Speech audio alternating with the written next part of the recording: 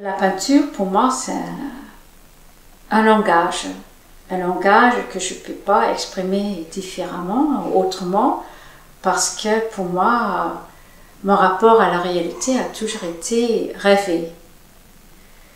Donc il faut trouver, on peut dire, les mots à mettre dessus, mais moi, je n'ai pas les mots, j'ai que la peinture, les visions que j'avais en tête, que je voudrais faire connaître à moi-même et peut-être après aux autres aussi. J'ai rencontré Philippe par l'intermédiaire d'une amie, Martine Dumay, qui savait que je voulais faire la peinture et qui connaissait donc très bien Philippe Connor. Donc elle m'a mis en contact avec lui et lui il était quand même un peu intrigué par cette fille qui venait d'un autre pays, les Pays-Bas, qui aimait énormément Soutine et qui voyait beaucoup d'expositions à Paris et qui était intéressé par la peinture. Donc il m'a invité à venir voir sa peinture dans son atelier et là je suis vraiment rentrée, eu l'impression de rentrer chez moi. Je ne savais pas grand chose de la peinture, mais je comprenais, il y avait une émotion, les couleurs, les formes qui correspondaient à ce que moi, je voyais dans mes rêves. Et je suis donc rentrée là-dedans en plein pied, on peut dire. J'avais retrouvé ma famille que je cherchais depuis un bon moment déjà. Donc quand j'ai rencontré Philippe et sa peinture, j'ai compris que oui, je me suis reconnue dans cette peinture-là. Et c'est là que je me suis décidée que ma vie, ça serait la peinture. Je suis attachée à la figuration parce que la figuration, c'est porteur d'une émotion. Cette émotion, c'est non pictural. Il faut trouver donc le moyen de traduire cette émotion picturalement. Il faut que ce soit plastique. Il faut trouver les formes, les couleurs qui vont faire la lumière pour faire vivre ce sujet.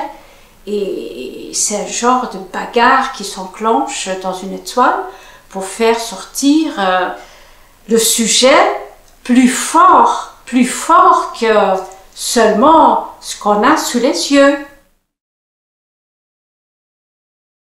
Donc chez Philippe Connor, j'ai trouvé ce que je cherchais depuis un bon moment déjà, une expression.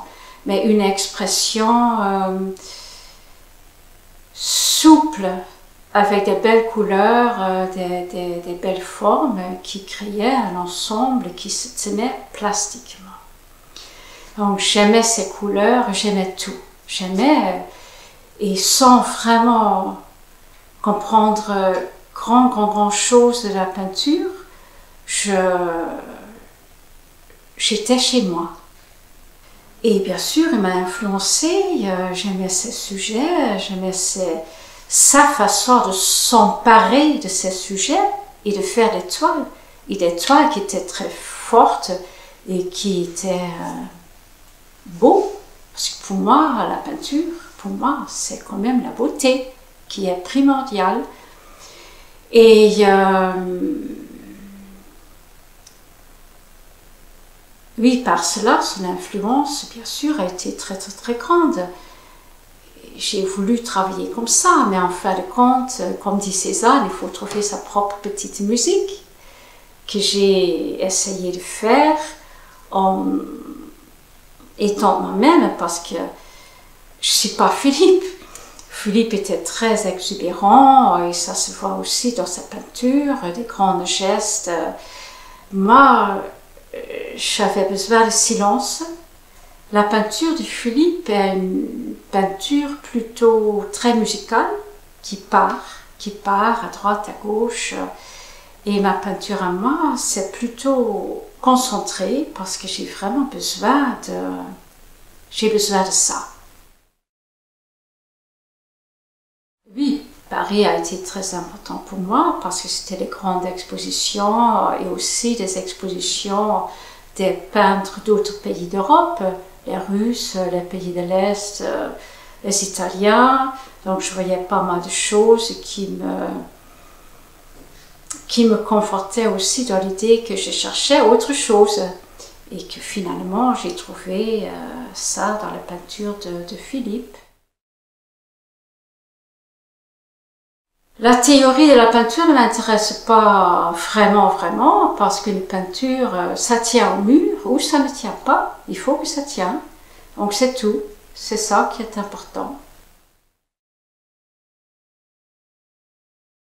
Le dessin qui passe pour moi par mes pastels me procure le matériel pour travailler après sur mes toiles à l'intérieur. Et mes pastels, je les fais à l'extérieur. À l'extérieur était très porté par la lumière, par le sujet. Donc tout ça, il y a un renouvellement dans mon attaque, dans mes couleurs, par moments aussi, qui font que j'ai à nouveau, je peux aller plus loin dans mes toiles.